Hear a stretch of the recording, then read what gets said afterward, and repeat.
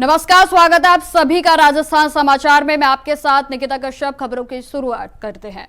खबर डींग से है, जहां पर मुंडिया पूर्णिमा मेले को लेकर सप्ताह भर से चलने वाली तैयारियों का अंतिम चरण पर है। तो आपको बताते चले कि इस दौरान राजस्थान सीमा अंतर्गत आने वाले सीमावर्ती गेटों को भी सजाया गया है और इसके साथ साथ आने वाले श्रद्धालुओं की सुविधाओं को ध्यान में रखते हुए जिला कलेक्टर के द्वारा निर्देश भी दिए गए और साथ ही श्रद्धालुओं के लिए विश्राम स्थल, बिजली, पीने के पानी और ठहरने के साथ साथ सफाई का भी व्यवस्था जो है वो पूरे तरीके से की गई है। तो वहीं आपको बता दें कि डींग के जिला कलेक्टर ने परिक्रमा मार्ग का अधिकारियों के साथ व्यवस्थाओं का जायजा लिया। तो वहीं परिक्रमा में आने वाली भक्तों की भीड़ को लेकर सुरक्षा व्यवस्था के कड़े इंतजाम भी किए गए हैं। आपको बताते चले कि गुरु पूर्णिमा मेले को लेकर श्रद्धालुओं में खासा उत्साह देखने को मिल रहा है। तो वहीं मेले के भव्य आयोजन को लेकर कलाकारों के द्वारा प्रस्तुत ब्रज संस्कृति और लोक नृत्य भी दिखाई।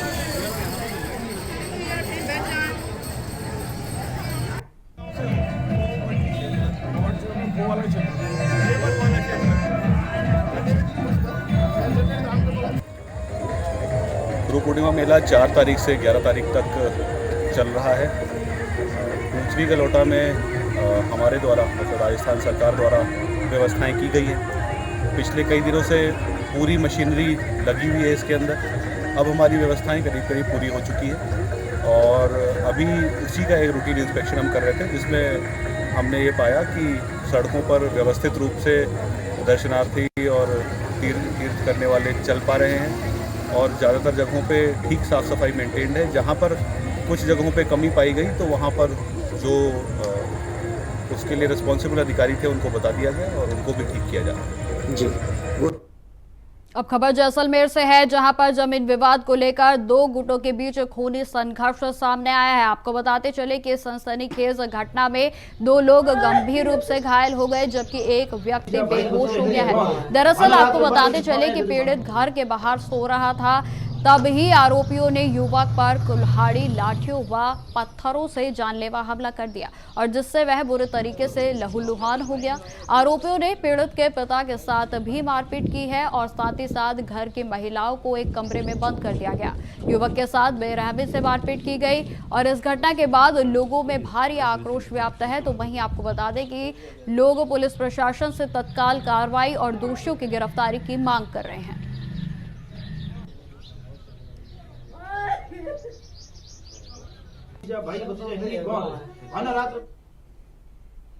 अब खबर रावला मंडी से है, जहां पर उप सरपंच को औपचारिक रूप से सरपंच पद की जिम्मेदारी सौंप दी गई है। तो वहीं आपको बताते चले कि सरपंच को पुराने मामले के तहत प्रशासक पद से पद मुक्त भी कर दिया गया था।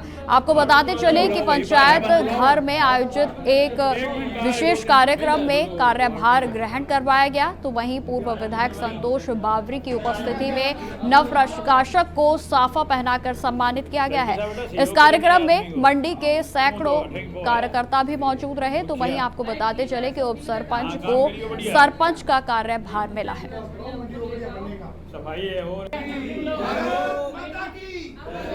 भारत माता की जय हो, वंदे वंदे वंदे। अब खबर जोधपुर से है, जहां पर राष्ट्रीय महिला आयोग की अध्यक्ष विजया राहटकर इन दिनों पश्चिमी राजस्थान के दौरे पर हैं। आपको बताते चले कि पाली के दौरे के बाद उन्होंने जोधपुर में विधि एवं विधान से जुड़े विभिन्न पहलुओं की समीक्षा बैठक की।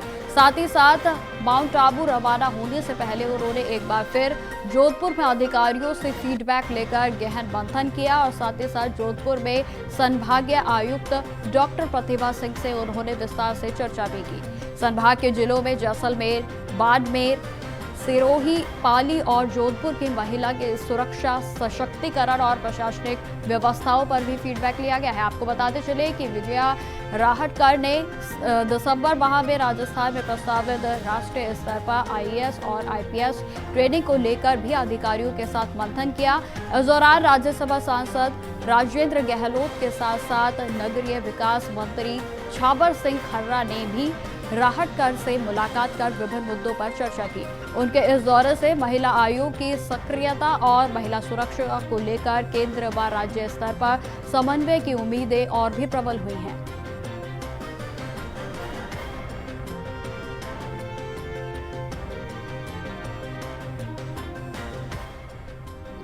राष्ट्रीय महिला आयोग एक ट्रेनिंग कर रहा है जो आईएएस ऑफिसर्स है उनका कि 3 दिवसीय ट्रेनिंग होता है और महिलाओं के जो कानून है उनके बारे में जो भी निर्णय है योजनाएं है इन सभी विषयों पर अधिकारियों को सेंसिटाइज करता है।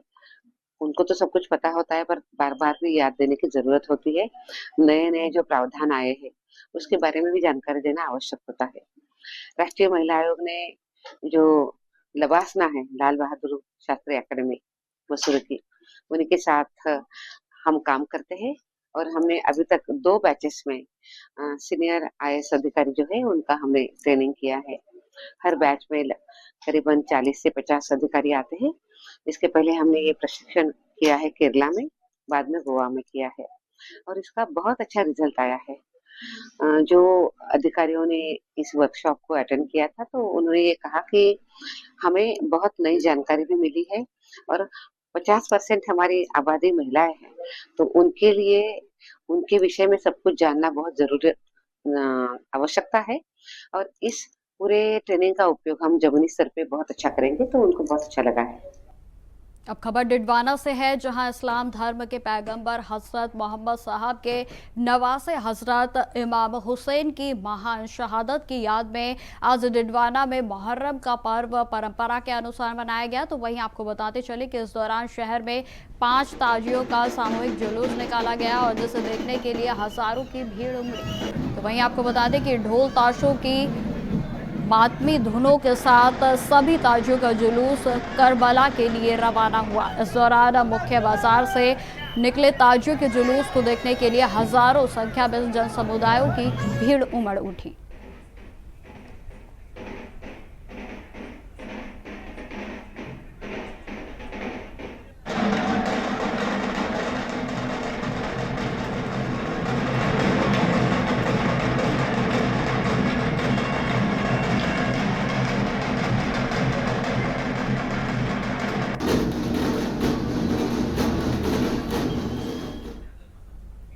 अब खबर सवाई माधोपुर से है, जहां पर डुंगरी गांव में आज महापंचायत का आयोजन किया गया। आपको बताते चले कि यहां पर 76 गांव के लोग ईआरसीपी के बांध को बनाने के विरोध में इकट्ठा हुए हैं और जिसमें बड़ी संख्या में लोगों ने अपने विचार भी रखे। तो वहीं आपको बताते चले कि सभा के दौरान ग्रामीणों ने साफ तौर पर कहा है कि ईआरसीपी के तहत सरकार की ओर से मलारना डुंगर तहसील के डुंगरी गांव में बांध बनाया जा रहा है और इस बांध के 76 गांव जो है वो आएंगे और इन गांवों का सरकार की ओर से विस्थापन किया जाएगा और इसी विस्थापन के विरोध में डुंगरी गांव में महापंचायत का आयोजन किया गया। आपको बताते चले कि अलग अलग गांव से आए वक्ताओं ने कहा कि अगर यह बांध बनता है तो लोगों को बेहद नुकसान होगा और जिसमें वक्ताओं ने यह भी कहा है कि गांव के विस्थापन होने से लोगों के गांवों की से पीढ़ी दर पीढ़ी जुड़ी हुई यादें भी खत्म हो जाएंगी। इसके साथ साथ बहाव क्षेत्र में आने वाले 76 गांवों की ग्राम पंचायत भी पूरे तरीके से खत्म हो जाएंगी।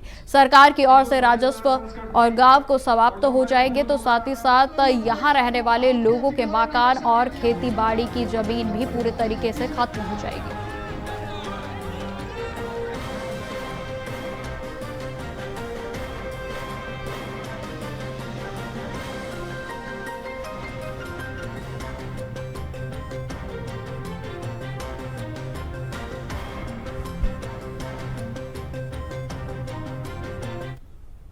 अब खबर फलौदी से है, जहां पर विधायक विश्नोई ने कुशल क्षेम पूछने क्षेत्रवासी लगातार उनके निजी निवास पहुंच रहे हैं। तो आपको बताते चले कि कुछ दिनों पूर्व विश्नोई के बाएं पैर में फ्रैक्चर हो गया था।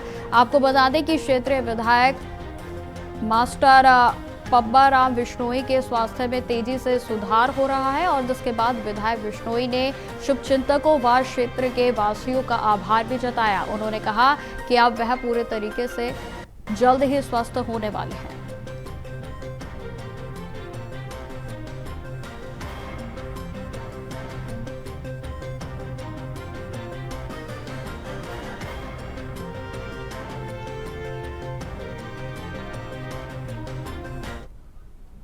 अब खबर अजमेर से है, जहां चैनपुरा गांव निवासी एक बेरोजगार गांव युवक को रेलवे में नौकरी लगाने का झांसा देकर उससे 6 लाख हड़प कर धोखाधड़ी करने का मामला सामने आया है। आपको बताते चले कि पीड़ित युवक ने सदर पुलिस थाना को बताया कि नवंबर 2016 में चैनपुरा निवासी बीरम सिंह समेत कुछ लोगों ने उससे रेलवे में सुपरवाइजर की नौकरी दिलवाने के नाम पर ठगी की थी। नौकरी देने के बदले में 3 किश्तों में 6 लाख रुपए देने थे और 6 लाख रुपए देने के बाद काफी समय तक ज्वाइनिंग लेटर भी नहीं आने पर आरोपियों से संपर्क किया गया तो वो टाल मटोल करते रहे और जिसके बाद आरोपी बीरम सिंह ने कुछ समय बाद उसकी रिटायरमेंट की रकम आने पर 6 लाख रुपए लौटाने की बात कही थी, लेकिन आरोपियों ने उसके पैसे नहीं लौटाए। पैसे मांगने पर उसके साथ गाली गलौज व धमकी देने लगे। तो वहीं आपको बताते चले कि मामले में सदर पुलिस थाना नसीराबाद ने युवक के आरोप में 4 लोगों पर मुकदमा दर्ज करते हुए पुलिस ने कार्रवाई शुरू कर दी है।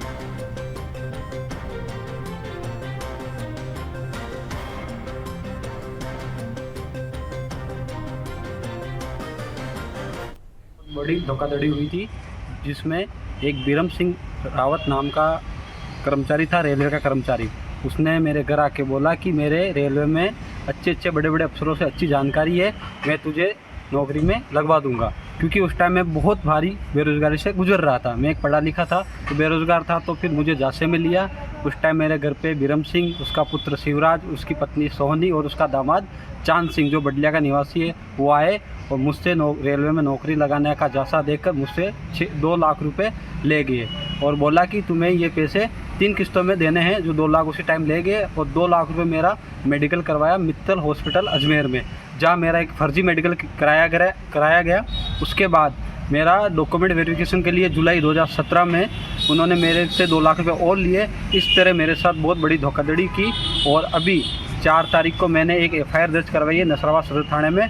वहाँ पे उनके खिलाफ मुकदमा दर्ज हो गया है और मैं ये चाहता हूँ कि ऐसी धोखाधड़ी किसी भी पढ़े लिखे नौजवान के साथ ना हो। बस मेरी यही रिक्वेस्ट है कि इनको जिसने भी मेरे साथ धोखाधड़ी की है, इनको कड़ी से कड़ी सज़ा मिले और कड़ी से कड़ी इनको जुर्माना।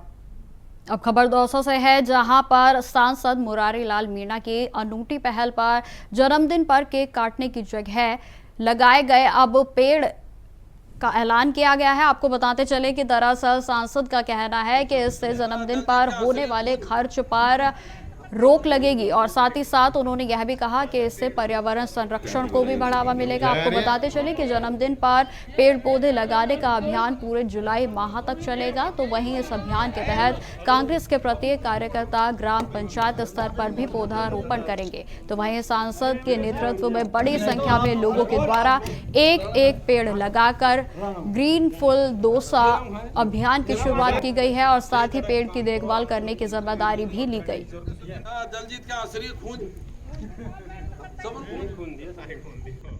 ये आज से 5 से 6 साल पहले सम्मान्य आपके सांसद साहब मुरारी लाल मीणा साहब का जो 20 जुलाई को जन्मदिन आता है, उसके उपलक्ष्य में 5-6 साल पहले ये ग्रीन फुल दौसा के नाम से अभियान चलाया गया था। आप देखो दौसा के अंदर चाहे गेटोला रोड हो, चाहे आपके गुप्तेश्वर रोड हो, चाहे कोई सा भी रोड देख लो या KM वाटिका देख लो, आज जो उनके जितने भी पेड़ हैं वो इनके जन्मदिन के उपलक्ष्य में ग्रीन फुल दौसा के नाम से लगाए गए थे, जो एक ऐतिहासिक पहल हो गई। और फिर आज इनका जन्मदिन के उपलक्ष्य में ये वृक्षारोपण किया जा रहा है, जो 20 तारीख तक पूरे विधानसभा क्षेत्र में चलेगा। मैं समझता हूँ 8-10 साल से पहले तो हमारा अभियान था शिक्षित दौसा, उसके तहत हम कई आयोजन करते थे और फिर हमने ग्रीन फुल दौसा के नाम से करीब पिछले 4-5 साल से प्रोग्राम चल रहा है और जुलाई के माह में पेड़ लगाते हैं हम। और मैं समझता हूँ कि जब से हमने अभियान चलाया है, पहले 20 जुलाई को विशेषकर एक कोई उद्देश्य होता है किसी चीज़ को मोटिवेट करने का, तो हर ग्राम पंचायतों में सारी में हमारे मैं समझता हूँ कि हर साल पेड़ लगते थे काफ़ी बड़ी संख्या में। इस बार हमने क्यों बरसात पहले आ गई तो हम चाह रहे कि पूरे जुलाई माह में लगे, तो हमारा उसके पीछे ये है कि हरा भरा दौसा हो, अच्छा दौसा हो। और मेन बात है कि हमने उसमें बहाने भी जिसका भी बर्थडे हो, सब फालतू कैकों में पैसे ख़राब करते हैं और चीज़ों में पैसे ख़राब करते हैं, गलत शौकों में पैसे ख़राब करते हैं। इसलिए वो वृक्षारोपण करें, 10-10, 5-5, 2, 5, 10, 20 जितने पेड़ लगाएं। तो मैं समझता हूँ कि इसका धीरे धीरे असर भी होता है और दौसा में असर देखने को मिल रहा है। आज दौसा काफ़ी ठीक ठाक लगता है। जिस स्थान पर हम खड़े हैं, ये स्थान आज से 3 साल पहले यहाँ कुछ नहीं था, केवल जंगल था, एक पहाड़ी थी। यहाँ नगर पालिका के सहयोग से और सहयोग से, जनता के सहयोग से हमने अभियान चालू किया। आज देख लो कितनी अच्छी जगह है, 4 किलोमीटर का ट्रैक है, हरा भरा है, घूमना है। और मैं समझता हूँ आने वाले 2-4-5 साल में ये बहुत अच्छा पिकनिक स्पॉट होगा। नीलकंठ है, वहाँ पर भी वन विभाग के द्वारा काम किया जा रहा है। और बीच बीच में डिपार्टमेंट तो पौधे लगाते ही हैं और हम जनता के माध्यम से पौधे लगाते हैं, जैसा आज जनता के माध्यम से लगा रहे हैं। अब खबर जयपुर से है, जहां पर आज कॉन्ट्रैक्टर्स एसोसिएशन संघर्ष समिति महासंघ के संभाग की स्तरीय बैठक हुई और जहां आपको बताते चले कि रोगडिया हनुमान मंदिर परिसर में प्रदेशाध्यक्ष भोपाल सिंह राव की अध्यक्षता में आयोजित की गई। आपको बताते चले कि बैठक में सर्व समिति से भंवरलाल कुमावत को कॉन्ट्रैक्टर एसोसिएशन संघ का प्रतापगढ़ जिला अध्यक्ष निर्विरोध निर्वाचित किया गया है और इस दौरान सभी ने संघ के नवनिर्वाचित जिला अध्यक्ष का माला पहनाकर स्वागत किया और साथ ही साथ कॉन्ट्रैक्टर्स एसोसिएशन के प्रदेश अध्यक्ष भोपाल सिंह राव ने भी बताया कि आज संभाग स्तरीय बैठक में ठेकेदारों को हो रही परेशानियों से जुड़े कई मुद्दों पर चर्चा की गई है। बैठक में आगामी दिनों में उप मुख्यमंत्री व सार्वजनिक निर्माण विभाग मंत्री दिया कुमारी को भी ज्ञापन सौंपना का निर्णय जो है वो लिया गया है। तो साथ ही साथ आपको बताते चले कि कॉन्ट्रैक्टर एसोसिएशन ने मांग की है कि अगर सरकार आगामी 15 जुलाई से पहले हमारी मांगों पर सहमति नहीं बनाती है तो 15 जुलाई से सभी निर्माण कार्य ठेकेदार के द्वारा बंद कर दिए जाएंगे।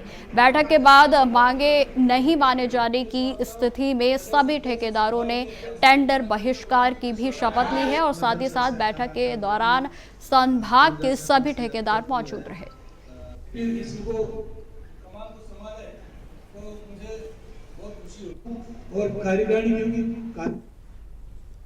खबर अजमेर से है, जहां पर कुख्यात धन सिंह गिरोह के 2 इनामी बदमाशों को पुलिस ने 10 माह के बाद धर दबोचा है। आपको बताते चले कि जमीनी विवाद को लेकर दोनों पक्षों के बीच गोलीबारी हुई थी और जिसमें कि इस दौरान फरियादी घायल हो गया था। तो वहीं हाल ही में पुलिस की संयुक्त कार्रवाई के बाद 10 महीने की फरारी के बाद उसे गिरफ्तार कर लिया गया है।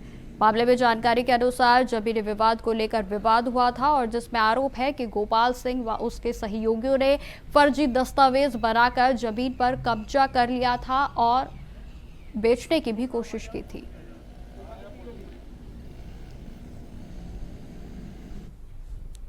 खबर डिग से है, जहां पर डेयरी तथा मत्स्य विभाग राज्य मंत्री जवाहर सिंह बैडम एवं राजस्थान राज्य कुश्ती संघ अध्यक्ष प्रतिभा सम्मान समारोह में भाग लिया और इस दौरान गृह राज्य मंत्री बैडम ने ग्राम नगला देशवाल के भी दौरा किया। तो इसके साथ ही आपको बताते चले कि राजस्थान राज्य कुश्ती संघ अध्यक्ष दत्ता को पहलवानों के लिए 10,000 रुपए की घोषणा करने के लिए उनका विशेष रूप से आभार भी प्रकट किया गया।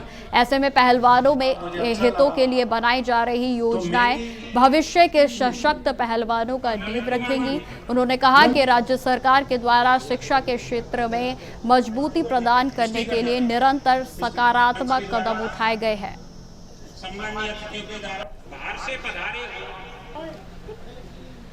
पेंशन योजना जो सब जगह रहती है, केंद्र सरकार के कर्मचारी की भी होती है, राज्य सरकार के कर्मचारियों की भी होती है। हमारे पहलवान जो इतनी खुराक खर्च पुश करते हैं, अपना जीवन उसमें लगा देते हैं, उनको एक लिमिटेड खुराक की आदत हुई है। अब वो किसी सरकारी सेवा में नहीं है, केंद्र सेवा में नहीं है, तो उनको अपना जीवन यापन करने के लिए कम से कम खुराक मेंटेन करने के लिए हमने एक योजना शुरू करी कि हमारा संघ उनको 10,000 प्रति माह देगा लगातार।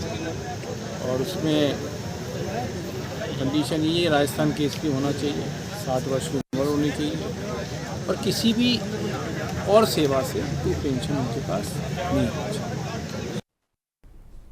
अब खबर राजधानी जयपुर से है, जहां पर बीजेपी प्रदेश अध्यक्ष मदन राठौर ने भारतीय जनसंघ के संस्थापक डॉक्टर श्यामा प्रसाद मुखर्जी की जयंती पर उन्हें पुष्पांजलि अर्पित की और साथ ही साथ उन्हें नमन भी किया गया। इस दौरान राठौर ने कहा कि जम्मू कश्मीर से 2 विधान और 2 निशान का 2 प्रधान समाप्त करने के लिए डॉक्टर मुखर्जी ने अपने जीवन के अंतिम क्षणों तक संघर्षरत रह रहे। तो वहीं आपको बताते चले कि भारत माँ भारती की एकता, अखंडता और सम्मान के लिए उन्होंने अमर बलिदान भी दिया। तो साथ ही साथ आपको बताते चले कि इस मौके पर उनकी ओर से उन्हें पुष्पांजलि भी अर्पित की गई।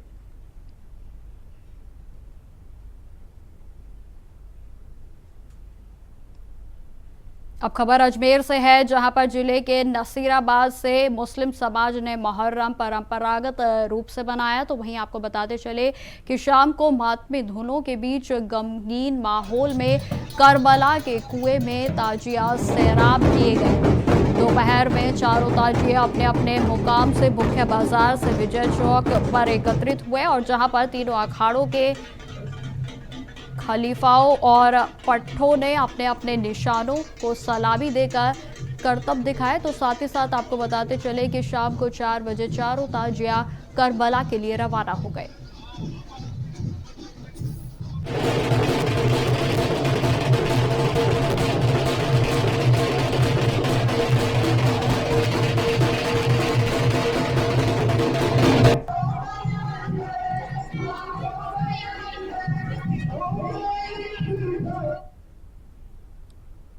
तो फिलहाल राजस्थान की खबरों में इतना ही। देश दुनिया की तमाम खबरों की जानकारी के लिए बने रहें हमारे साथ। नमस्कार।